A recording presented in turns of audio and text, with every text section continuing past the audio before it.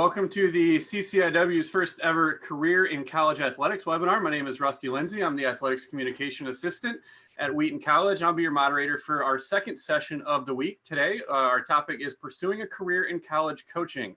Tonight, we're going to be joined by four panelists from Augustana College, head women's lacrosse coach CJ Holder, from Carthage College, head women's soccer coach Ian Wilson, from Millikin University, director of cross country and track and field Andrew Craycraft, and from North Park University, head women's basketball coach Amanda Crockett. Panelists, thank you for being a part of today's webinar.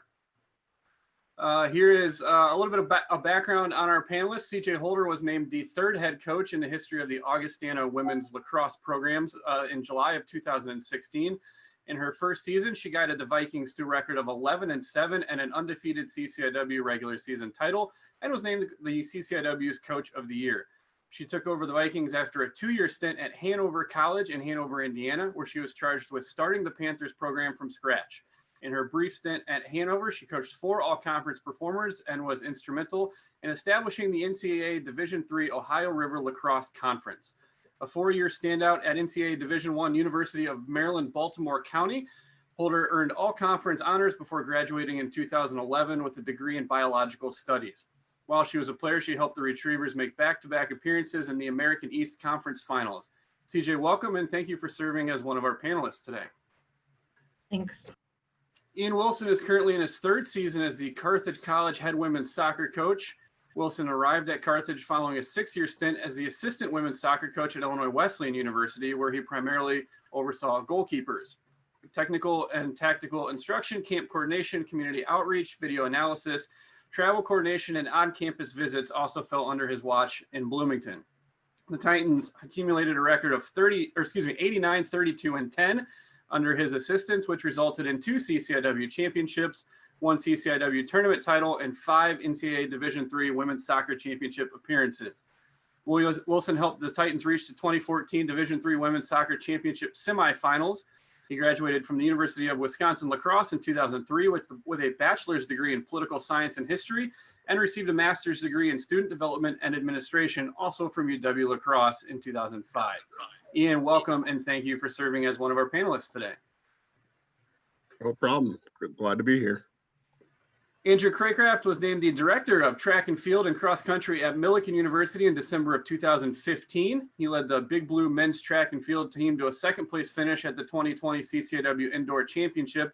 And for the 2nd straight year, he and his assistants were named the CCIW Men's Indoor Coaching Staff of the Year. An accomplished collegiate middle distance runner, Craycraft has been an assistant coach at the NCAA Division I level, working at DePaul University and Michigan State University. Prior to coming to Millikin, Craycraft worked as head recruiting coach for NCSA Recruiting Service. He competed collegiately at St. Joseph's University and the University of North Carolina. During his freshman and sophomore seasons competing at St. Joseph's, he set school records for the 500 meters, indoor 800 meters, and the 4x800 meter relay. At the University of North Carolina, he was the 2003 ACC Conference Indoor Champion in the 800 meters and set a new school record in the event at a time of 1:48.91. Craycraft earned his bachelor's degree at the University of North Carolina and a Juris Doctor at Western Michigan University's Thomas M. Cooley Law School. He practiced law at a firm in Rockford, specializing in special education law and due process litigation. Andrew, welcome, and thank you for serving as one of our panelists today. Thanks for having me. Our 4th panelist today is Amanda Crockett, who is currently in her 13th year as North Park's head women's basketball coach. In each of her last 5 seasons, Crockett has reached double-digit wins while recruiting 5 all-CCIW student athletes, including 1 student athlete who earned D3Hoops.com All-Central Region honors. Prior to North Park, Crockett served as an assistant coach for the University of Illinois at Chicago women's basketball program from 2004 to 2008. While at UIC, the team broke the school record for consecutive wins in a season and reached the postseason to the WNIT in 2006 and 07. Crockett had a prolific playing career at Northern Illinois University, where she was a 3-time team captain for the Huskies and earned team MVP honors in 1997. She still holds the NIU record for most 10 assist games in a career with 5. Crockett also ranks 3rd all-time in assists, 5th in free throws made, 8th in steals, and 18th in scoring. Amanda, welcome, and thank you for joining our panel today. Thanks for having me. We will also be joined by Mike Crisman, who serves as the CCIW's Assistant Executive Director, and he will be monitoring the chat function for questions from our audience. So if you have any questions for one of today's panelists, be sure to type it into the chat function located at the bottom of your screen. And when we are finished with our moderator questions, we will get to questions from those who are joining us today. So let's get to the questions from our panel. Our first question today, and Amanda, we'll start with you. What is it that made you first get into coaching, and how has your style evolved since you first started your career? Yeah, I knew I wanted to get into coaching, back in high school. Basketball's been a part of my life since, second, third grade, and I couldn't imagine it not being a part of my life. I really enjoyed my high school coach's coaching style. And then from there, I just had really good mentors throughout high school and college, and just knew it was a passion of mine and something I wanted to get into. And some things that I've learned, early on in my career, I kind of focused a little bit too much on the things that I couldn't control. Now I realize that energy and that focus needs to go on the things that I can control the most, and learning to let go of the things that I can't control. You and a couple of these panelists have transitioned from experience at a bigger school. So have you seen the biggest difference be moving from UIC and then coming to North Park? Well, prior to UIC, I also coached at the University of Chicago. So I did have some Division III coaching experience. And so, between the two of them, they're just so different. And I learned so much from both experiences at the Division III level and the Division I level. But there is a difference. And after being at Division I really enjoyed it. I enjoyed my experience there, but I started to realize, I think I want to try out a smaller school. I enjoyed the Division III level and what it had to offer. And, I haven't left North Park since. I think the small school environment, still being in a big city, it is just extremely unique, has a lot to offer, and it's a family environment. And it also just offers so much more balance in my life and the lives of my players as well. TJ, let me ask you the first question. And what was it that made you want to get into coaching, and how have you kind of seen that philosophy from when you started change to where you are now? I actually had no idea I wanted to coach until I had graduated. It was the summer after I'd graduated from college. I really had never considered it, and I really wasn't sure what I wanted to do. Going to a bigger school, I didn't really have, I majored in biology. I wasn't sure what direction I wanted to take that. And I ended up starting to apply for graduate assistant positions, thinking I can get my master's, which I have in forensic science, but also coach, because I really wasn't ready to be done with lacrosse yet. So it seemed like just the perfect solution to my problem of having no idea what I want to do.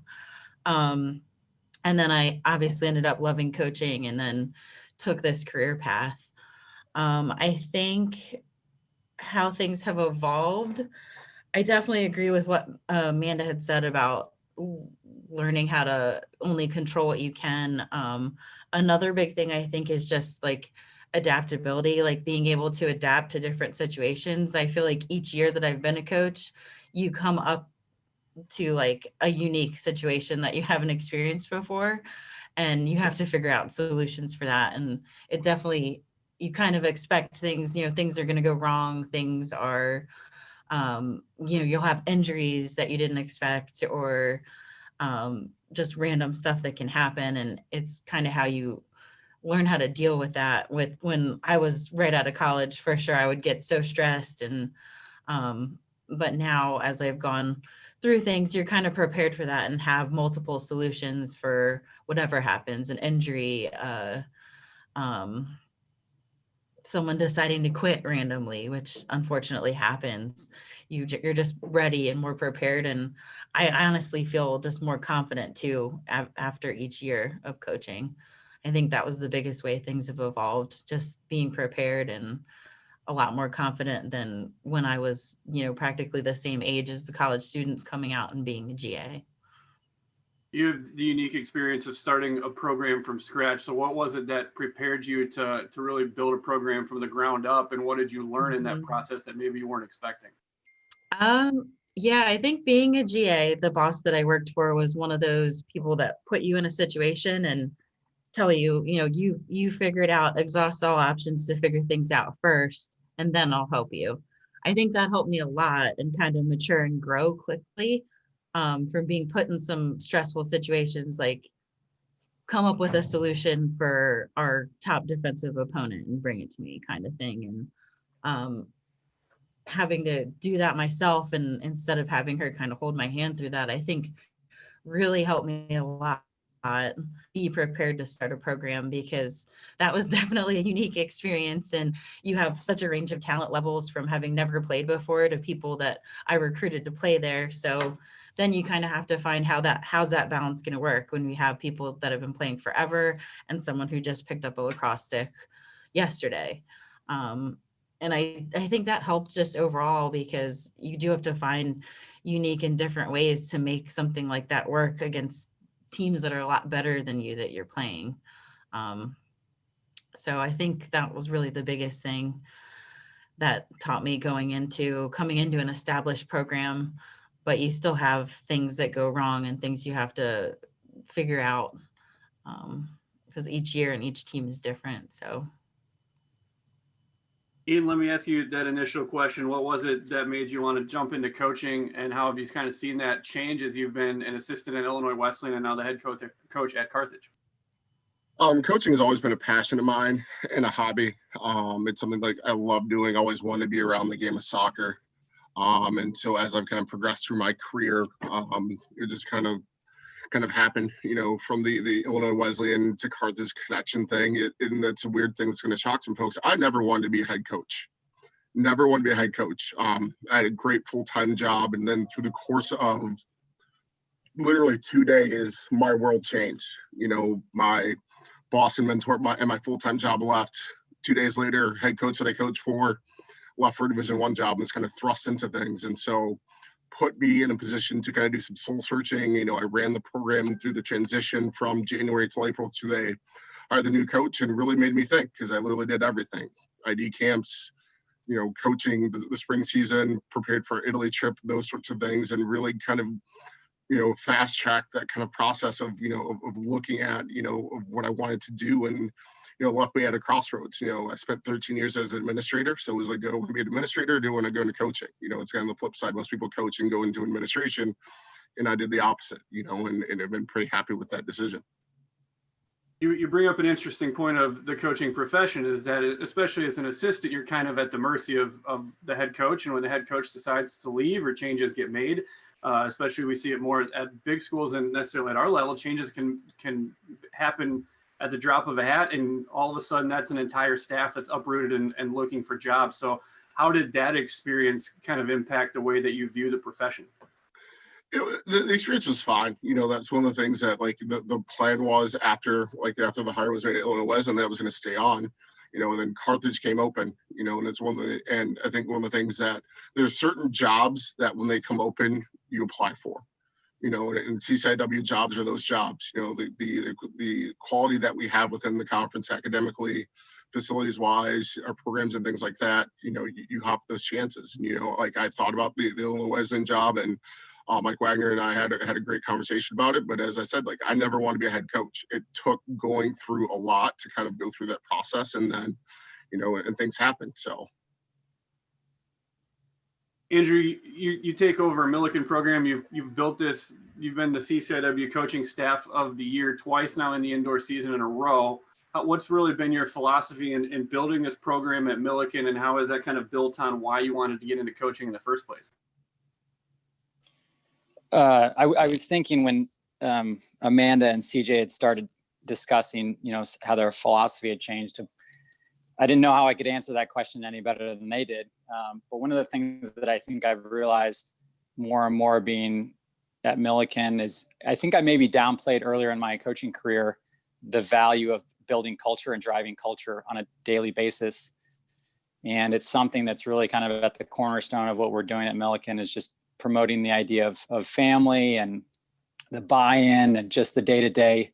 This is why we're here. This is what your why is. This is what our why is. And, that's made it a lot of fun. We've really, I think, brought we have the benefit of having a combined program. So the men and women get to train together, travel together, compete together, and they really are out there for each other. So it's been a lot of fun. And I think, when we continually put that at the front of what we're doing, it's allowed us to do a lot more and accomplish a lot more and a little bit more of I guess a quicker timeline than I was even expecting. So it's been fun. Like I said, historically, I don't know if I really understood the full picture as far as culture and the value of it until I was here. I think maybe I've been spoiled in my previous positions, just having walked into a program that already had culture kind of in a good place, and we were doing some things where I wasn't necessarily in charge of driving that. So, I've enjoyed that part of it. I found coaching kind of I don't know, maybe by accident. I was finished with undergrad. I did a gap year living in Chapel Hill, and was applying to law schools, and it was still running. And when I got to Lansing, Michigan, I realized that for the first time in my life, probably, I was going to be no longer a student athlete, but just student, and really didn't like that idea. So I found my way onto the coaching staff over at Michigan State, and was doing that sort of part-time as I was a first-year law student, and that experience really planted a seed.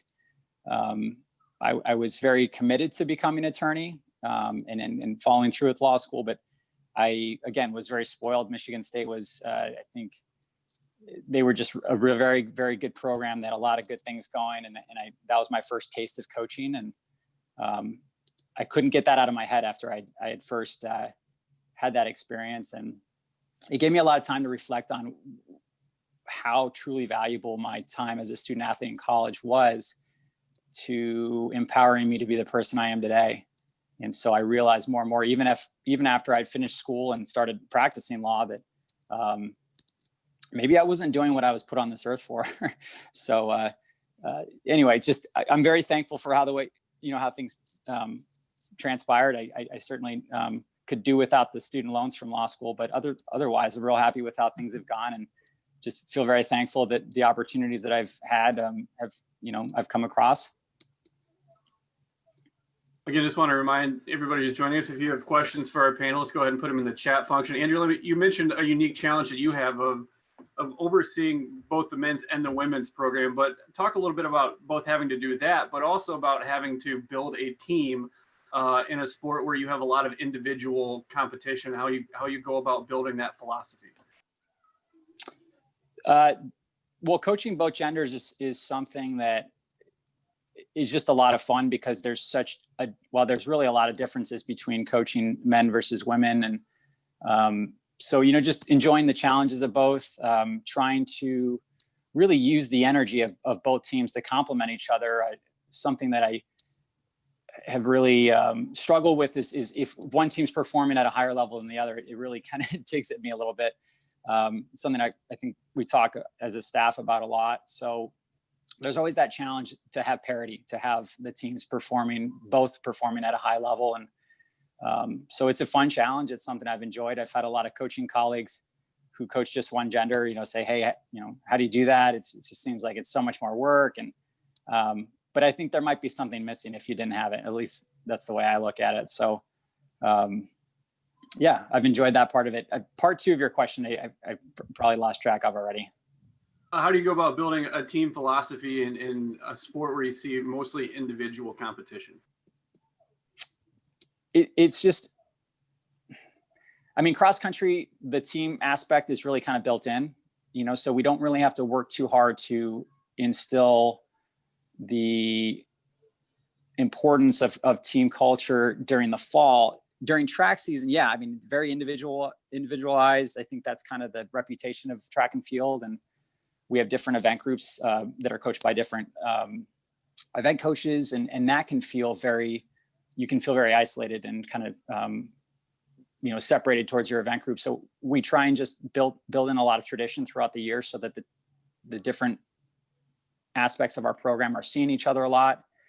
And, I challenge the team regularly to educate themselves on each other. I want the guy that's running the 10,000 meter distance event to understand what it takes to throw 15 meters in the shot put. And I want the guy that's, trying to jump 24 feet in the long jump to really figure out what, the high jumper is doing and what the sprinter is doing. So just things like that. I think if you understand who that person is standing next to you, even though they're doing something vastly different than you, you're more bought in, you're more interested in making some sacrifices for them and really being committing to a common cause. So we bring a lot of high energy to our meets. I think if you're at a meet and you're watching our team, we try and look a little different, try and act a little different from some of the others. So we have fun and we just kind of work on that. And whenever the energy is not there, the team definitely hears about it. TJ, all of you panelists have kind of talked about your experiences as college athletes. What has really been the biggest experience moving from your collegiate athlete career into coaching? What's really been the biggest takeaway? I guess the biggest takeaway, it is very different being a player and being a coach. For me, I definitely think my playing experience kind of helped mold like my coaching personality, I guess. Like I had very reactive coaches, and that's not me. Like so I kind of learned from that. Like I don't want to do that. So it kind of taught me to view all sides of the problem before coming up with a solution, or have open lines of communication and how important that is before just reacting and making a decision, whether it's something that's happening on or off the field. And that's not to say I didn't get a lot of good stuff too. I definitely did, being competitive, having an intensity and how to push players and be competitive at practice. But my big thing then was at the same time, like, you don't have to be reactive. You can talk about things before, you decide a team punishment or come up with a solution for the next game plan. So I think I'm just I don't know, I guess I think about things before making decisions and stuff now. And I don't know, I wasn't that way as a player at all. So that's one way where coaching is very different than playing for me. Yeah, Amanda, let me ask you the same question. What is it that you take away from your playing experience that really fuels your philosophy and your experience now as a coach? Yeah, I think I mentioned before, I was, blessed to have really good mentors throughout high school and college. My high school coach, he won 3 state championships in Ohio. I did learn a lot from him. We still run a camp together, every summer. And then when I was at NIU as a player in college, we went through a coaching change. So I was recruited by the first staff that I played under for a few years. And then my senior year, I had a different coaching staff. And at the time it was a bit challenging, but I really learned a lot, have a lot of respect for both coaching staffs and what they taught me. And they also helped me get my foot in the door when I wanted to get into collegiate coaching. Ian, let me kind of ask you the same question, but add a wrinkle to it. What do you take away from your collegiate playing experience, but also what do you take away from your experiences as an assistant coach when you make the move to become the head coach? And what are the differences in all 3 of those levels? I think that the biggest thing is taking away the good and bad from each experience. So from your playing days, from the coach that you played for, then from the coach that you coached under, there are good, bad things to take away, and even taking some of the good things and making them better, and so holding on those things and kind of taking note of things that you like, things you don't like, and really refine that to your philosophy, your culture and expectations, and really put that to practice. I think that's, like all of us have had, good and bad experiences, but it's the way our coaches have handled those things. I thought back on, experience I had back in high school and how our coach handled something. And if that arose for me as a coach now, how would I handle it? And I would handle it much different, and kind of learning that and really using those experiences to enhance your toolbox. Andrew, you had the ability to participate at St. Joseph's and North Carolina. Do you feel like you gained a better perspective moving into the coaching career because you had more of a diverse background, having been in two different programs there? Yeah, it definitely helped, especially with just sort of the, I guess, philosophy, some of the X's and O's of training, just having two people with very different philosophies and I guess coaching styles as well. Just it was nice having those two personalities as mentors. And at North Carolina, the head coach had become a mentor. And actually, I think the relationship with him grew even more after I graduated, as funny as that sounds. So I had two people there that really became huge mentors to me, and yeah, just really helped shape it. And obviously the athlete experience is invaluable. The discipline, the work ethic, all the experiences you have as an athlete help you to just kind of remind your athletes on a day-to-day basis that this is much bigger than the usual things that we do day in and day out. It's much more than just running hard or working out, obsessively. It's about all the my 2-year-old and 5-year-old are in the background, so I'm sure you can hear them. Yeah, just valuing all the life lessons that you get from being an athlete, and making sure your charges understand, hey, this is going to empower you for the rest of your life. This is going to make you a better employee, better husband, wife, daughter, sister, all those things. Well, that makes for an interesting segue there. So how do you balance your coaching life with your family life away from your sport? Because coaching can be a time-consuming process, especially in the middle of your season. So how do you forge that balance between getting your team prepared and needing to be at home whenever you need to be? Just obviously a constant work in progress.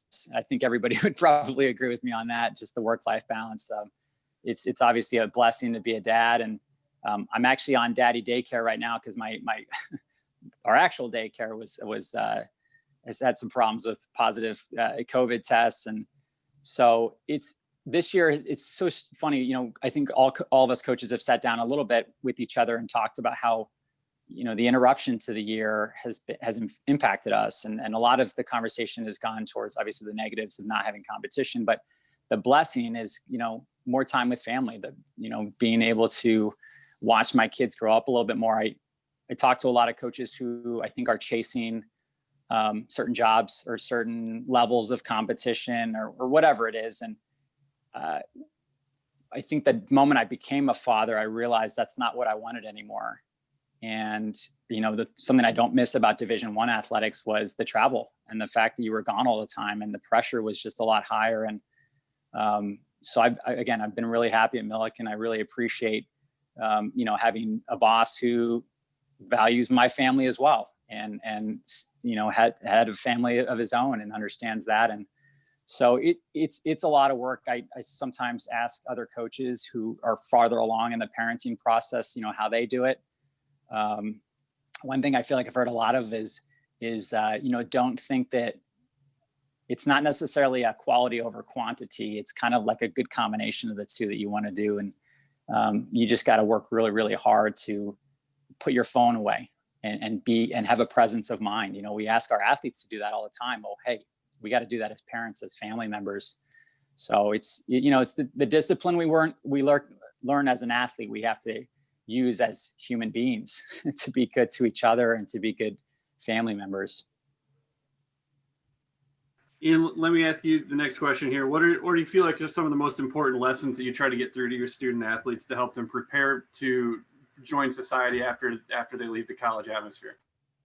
I think there's a lot of life lessons that happen within the day-to-day that happen, and learning as you just kind of talked about some of the balance things. What happens, it's midterm week, you've got a game, you've got projects and things due, like how do you balance all that? How do you prioritize and things like that? I think one of the biggest things is there's just a lot of life lessons that present themselves that you may not realize are happening in the moment.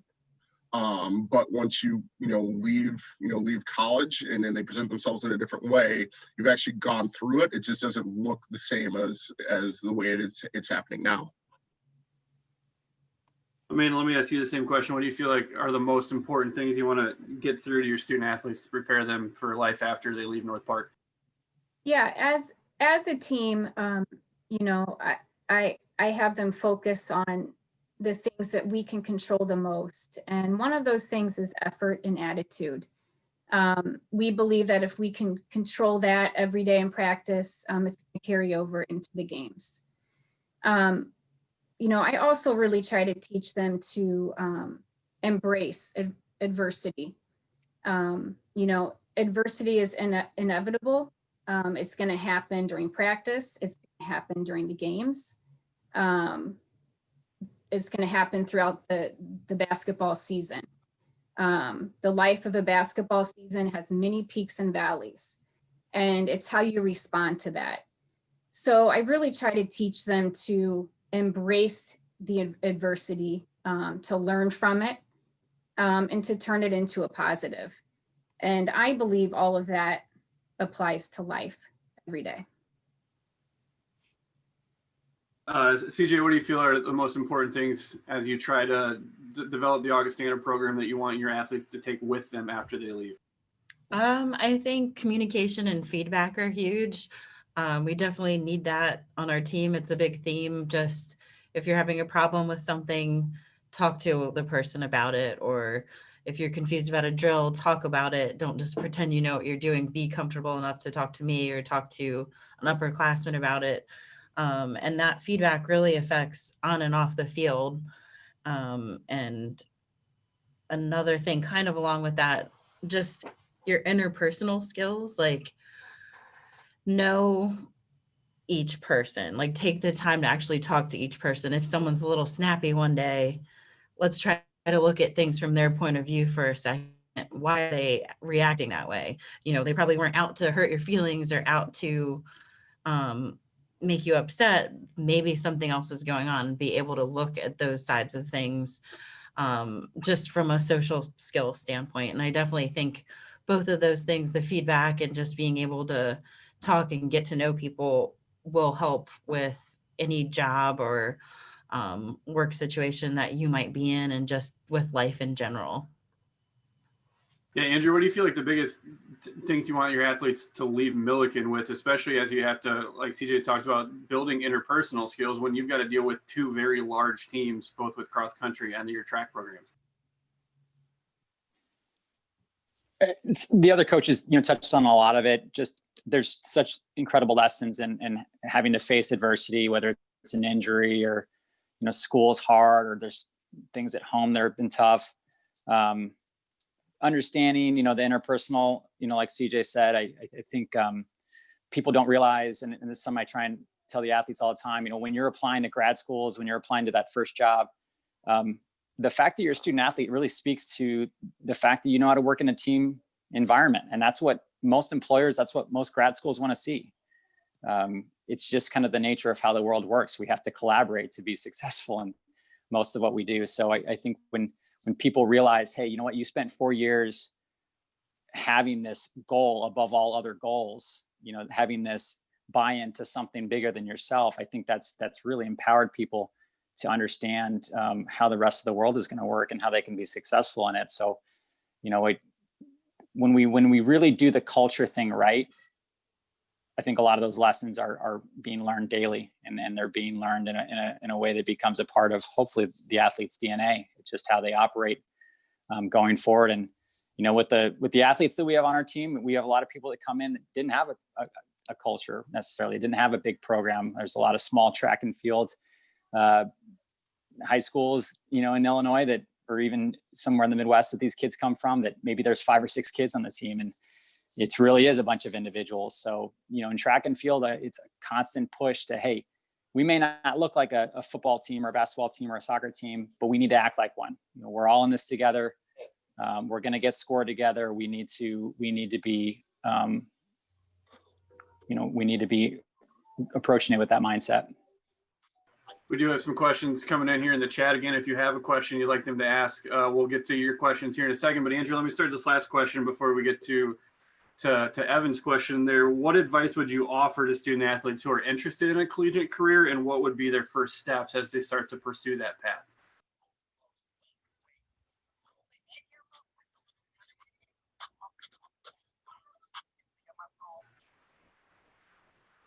Andrew, you're still muted.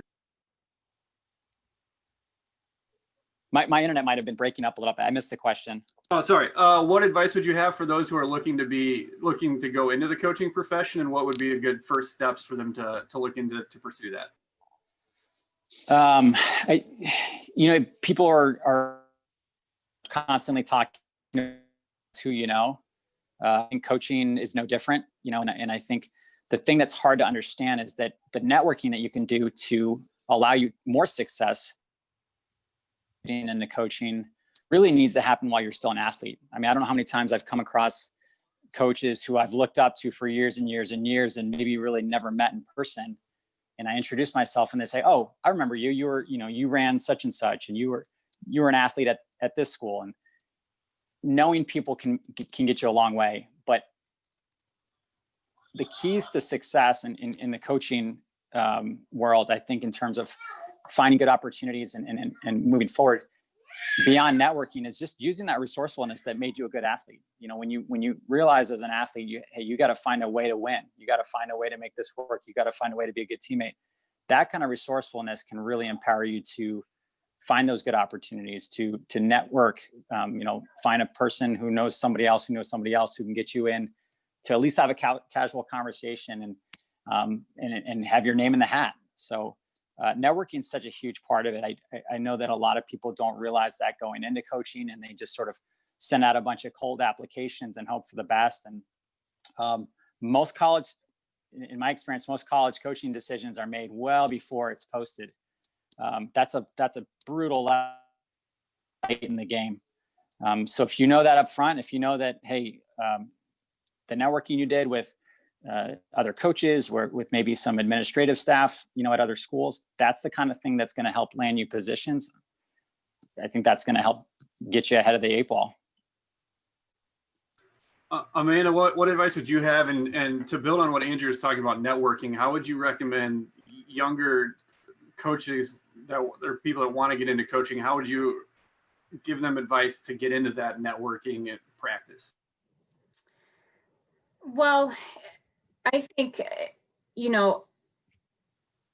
need to show how much you want to coach. You have to show that you want it. You have to be eager and be persistent.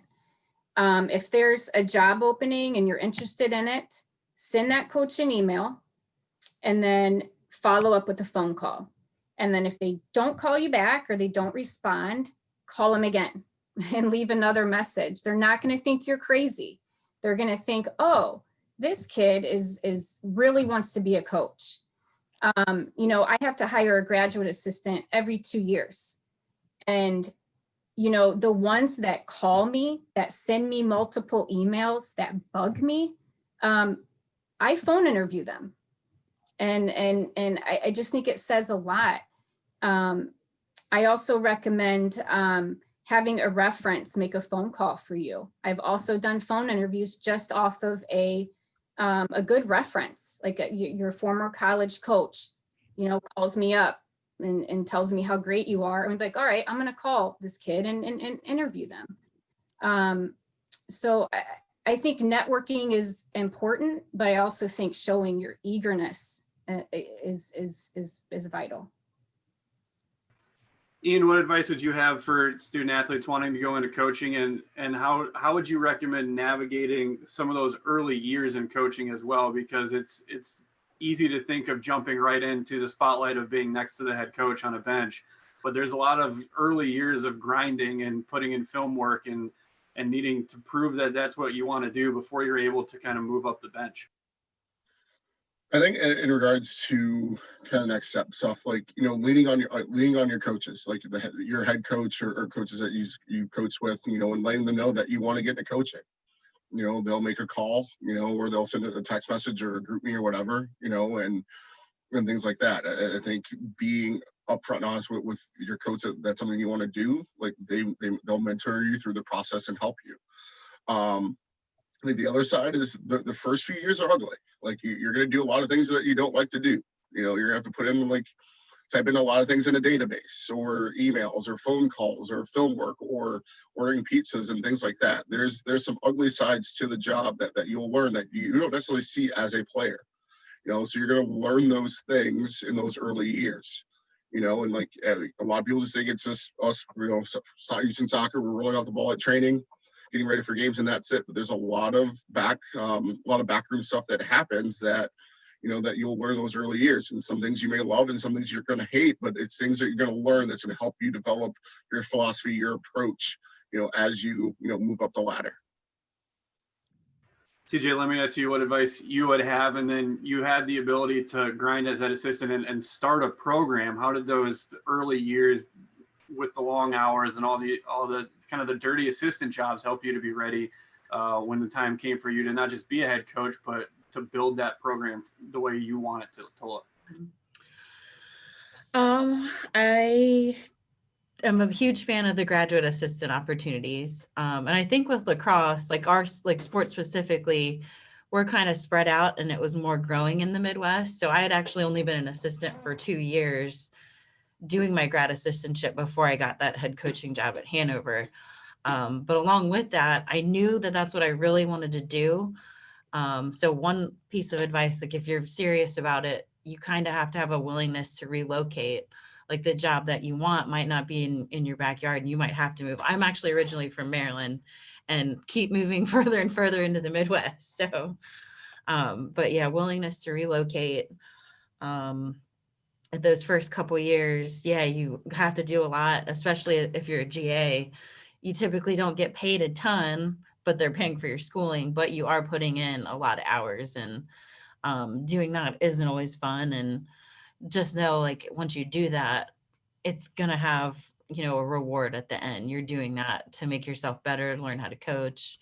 And then just thinking about the early years of coaching in general, it is an obstacle for sure when you're the same age as some of the seniors on the team, and it's just kind of setting boundaries. And that doesn't mean, being this mean person who just, yells at the team and barks orders and stuff.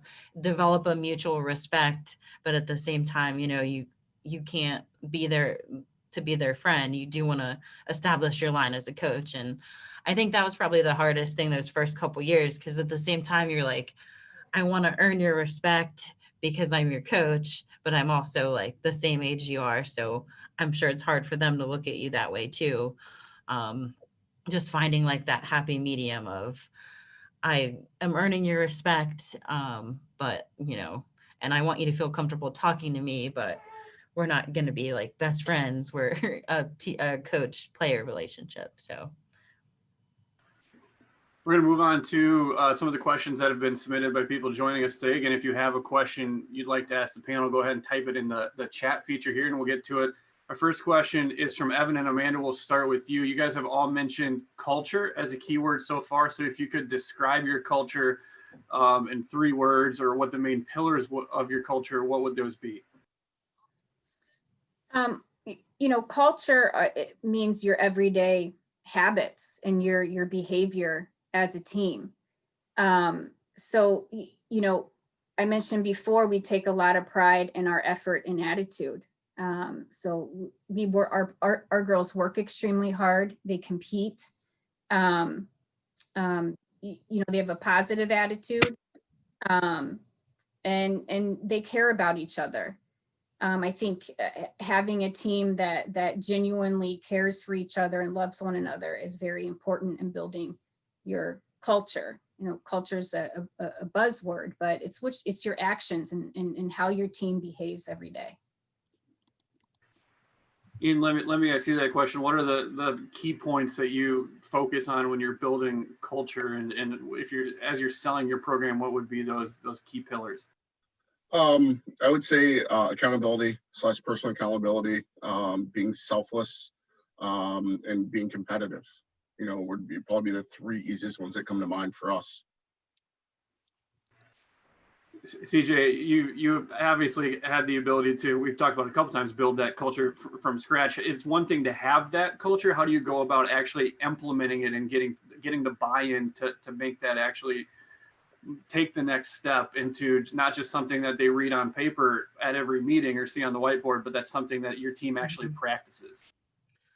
Yeah, I think with starting a program, it's definitely a gradual thing. Like, of course, I had the ideas I wanted for it. You know, we want to be disciplined, competitive, supportive of each other. But it's definitely an obstacle when you start a program. You kind of get different levels of commitment at that point, because you do have people who haven't necessarily bought into that sport as much because they're new to it. So the key there, I think, is just getting them passionate and on board with the sport. So honestly, at first we did a lot of fun competitive things together where, you know, teams against one another, even as we're learning a skill, because yes, I wanted to get to be a good team and stuff, but I wanted them to find like the fun and passion of the game first, buy into that. And then, you know, once everyone's on the same page there, then we're kind of working towards that common goal of being a successful team on and off the field.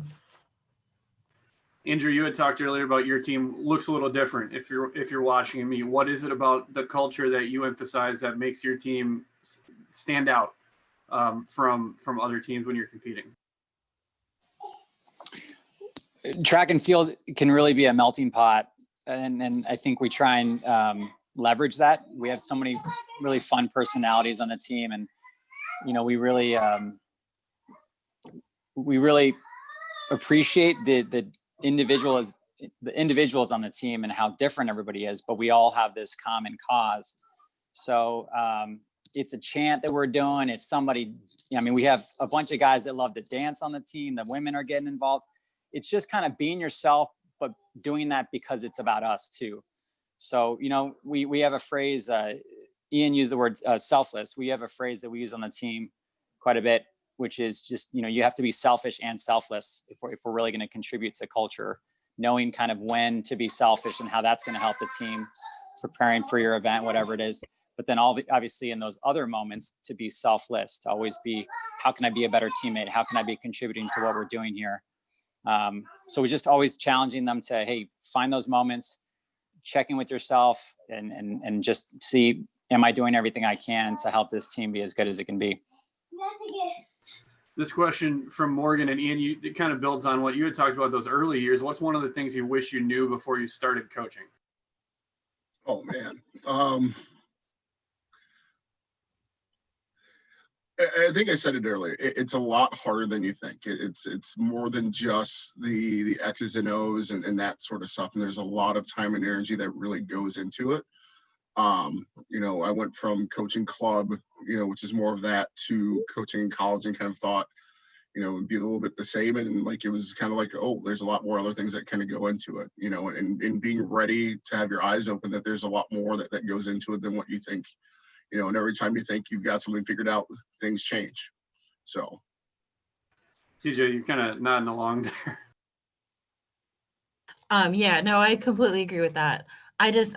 Me personally, I knew nothing about the background of coaching. So knowing literally anything about what goes on behind the scenes would have been incredibly helpful. Like the recruiting and planning trips and ordering clothes and all that stuff. So I pretty much agree with what Ian said. Amanda, how about you? What's something that you wish you would have known before you got into it? I agree. You know, 90% of coaching is off the court. 10% is, you know, are the X's and O's. So when we actually get to do the X's and O's, it's so much fun. But most of it is building relationships with each player, relationships amongst the coaching staff, just really getting to know each other. And you know, when you start out coaching, you kind of think you know it all, and I got this covered, I got it down. And then looking back, I'm like, I knew absolutely nothing. Like, what was I thinking, you know? So as a young coach, even as a head coach, I think it's important to continue to be a sponge, and to brain pick. I mean, I brain pick today. I'm constantly seeking out new ideas, and because you want to be able to adapt. Rusty, can I add something? I think a really good skill to have, that if you don't have it yet, is learning how to do a budget and how to budget in general. There's a big part of what we do revolves around budgeting, and every college and institution does budgets differently. So having a good concept of how to build a budget, different parts of budgets and things like that, going into even assistant coaching role will do wonders.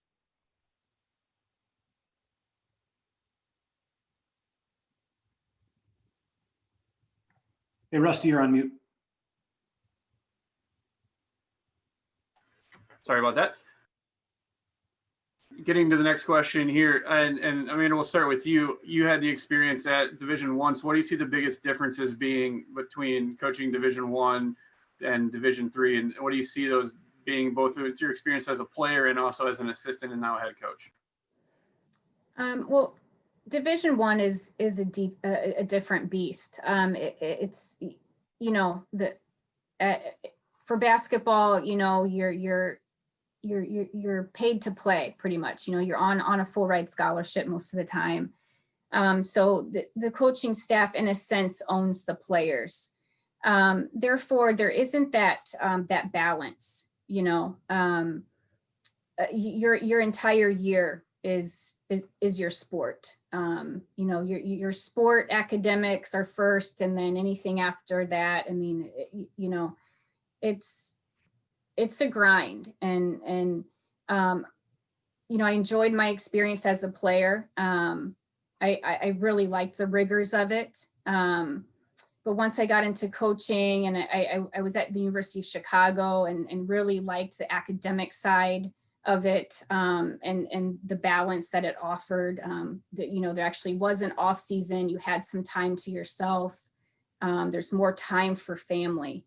And when I was at UIC, a big school, there's just so many layers to it, where at North Park, I can reach out to a professor and see how one of my players is doing in her class, and wasn't able to do that at UIC. A lot of middlemen there. So just the relationships are easier to build at a smaller school. And if you do want to, settle down and have a family, at the Division I level, you're going to sacrifice a little bit more. I have two young boys, 6 and 4 now. And I don't know, I think that at coaching at the Division I level, I mean, you can do it. It's even a bigger jigsaw puzzle, I believe. Andrew, you had talked about, when you were talking about balancing that work and life parts of the job, and how do you feel like that would be different at the Division I level from what you experienced as to where you are now at the Division III level? I think Amanda hit a lot of it right on the head. It's just, there's some bigger sacrifices that need to be made.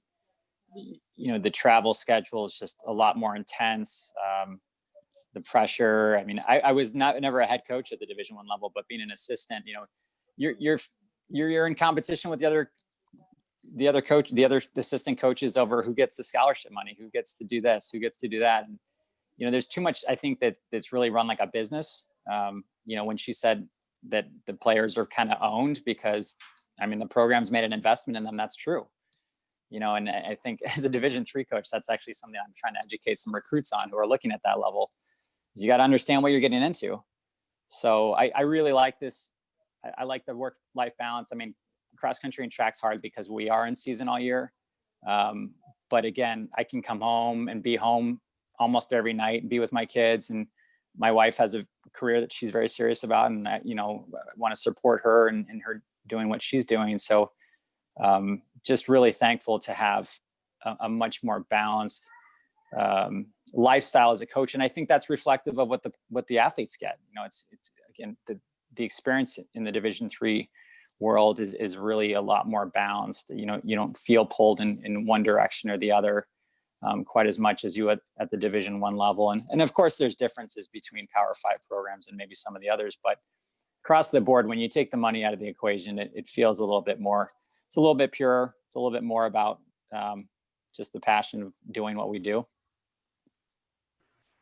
This question from Colin and CJ, we'll start with you. How do you manage to balance making everyone on the team feel important, regardless of if they're your star starter or someone who's just on the end of the bench? I think that really comes from communication again. You know, if someone's not playing, you're not always showing it in that way. So it's just important to talk to everyone and make sure we're on the same page, have a good line of communication with your captains who are probably the most in tune to how the players are feeling.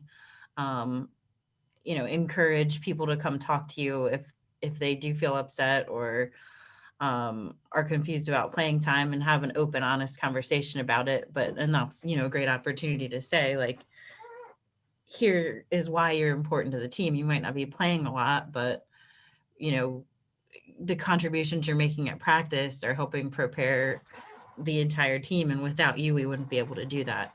I mean, I think it really just comes down to communication. Verbal. Ian, let me ask you a similar question, but from the prospect of player development, and how do you balance giving time to growing your entire roster, but knowing that if your best player isn't on top of their form, that you need to spend that time with your best player as well to make sure that your success depends on how well they're able to communicate and participate?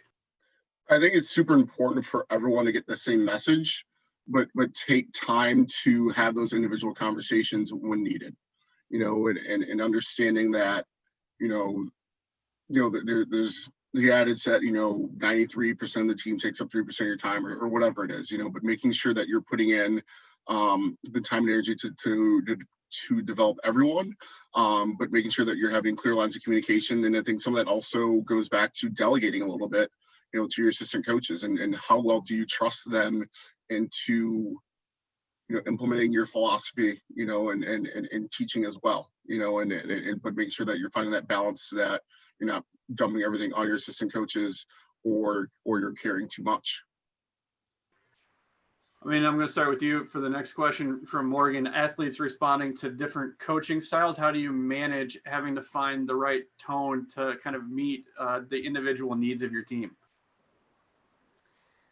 Well, it goes back to getting to know your players. Each player responds differently to different coaching styles. So on my team, I know if there's one player I can yell a little bit more and get on, and there's another player where, she's going to need a little bit more confidence, and I gotta, go a little easier. I do believe each player is different and they respond differently. So I technically can't treat them all the same. So I have to, change my coaching styles accordingly to each player. Andrew, you have that more on a macro level with all the different athletes you have with both teams. How do you find that right tone for not just everybody, but everybody on two teams? That's a lot of different tones to have to take to learn how everybody can best be reached. Yeah, I think, just always having the office door open is important, and then making sure the athletes know that they have an opportunity to come and talk to you, and that they should have a personal relationship with you as the head coach, even if you're not directly overseeing their training. Everybody does respond differently. Motivations change from person to person. So it's a lot to manage, but you do have to, like Ian said, you delegate, you lean on your assistant coaches, and you just kind of do the best you can in terms of trying to differentiate all those things, and get to know people. It takes a lot of time and effort, but the return on investment's huge.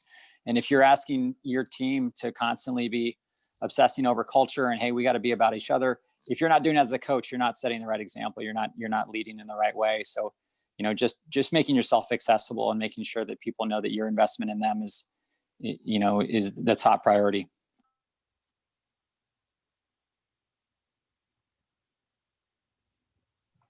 You're muted again, Rusty.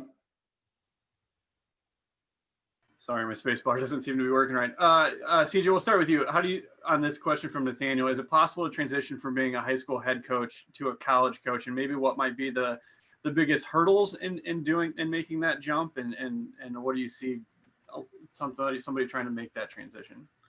Yeah, I would imagine that would probably vary by sport. Like lacrosse specifically, it's probably possible. I know, especially in the expanding areas, there aren't always, seasoned coaches or lacrosse players in the area to coach. So I have seen that happen before. I definitely think a huge difference would come in what goes on behind the scenes. You're recruiting, and I guess maybe you could be doing that to an extent if you were at a private school, but recruiting at a larger scale, and it's I would think a much larger time commitment. I have not ever coached at a high school level to compare it to anything, but that's kind of what I would think. Amanda, do you want to build on that? It's definitely unique to go from a head coach in high school. And was it jump to a head coach in college? Was it a head coach or just? It doesn't seem to specify. Okay. I do know of the head coach at the University of Oklahoma. She was a high school coach and then jumped up to the head coach at Oklahoma, which is very rare. But you can jump and be an assistant. I think if you've done well at your high school program, you have connections in recruiting. For me, if there's a high school coach and they've done a lot and kind of can help out with a lot of recruiting, yeah, I'm probably gonna interview them. So I think the recruiting could really help them out. Ian, let's kind of use Kate's question here as a final question and build on that as well. Kate asked, what's the best part about coaching in your opinion? But let me add, what do you think are some of the most important lessons you've learned in your career as a coach? Probably to answer both, the relationship building, getting to build relationships with your team, coaching colleagues, things like that. As much as I love my team, they drive me wild some days. But it's in a good way, and seeing them grow and develop through, the course of their 4 years, and things like that. What was the second part of the question, Rusty? What are the most important lessons you've learned in your coaching career? Relationships and culture are massive. I think culture is key. Making sure that one of the simplest things I will say is if you say you're going to do it, do it. And sticking to being true to your word. Because what I've seen, at various places is that if you don't, then you're going to lose your student athletes and they're going to lose your trust. So making sure that you stick to your word and that you do it.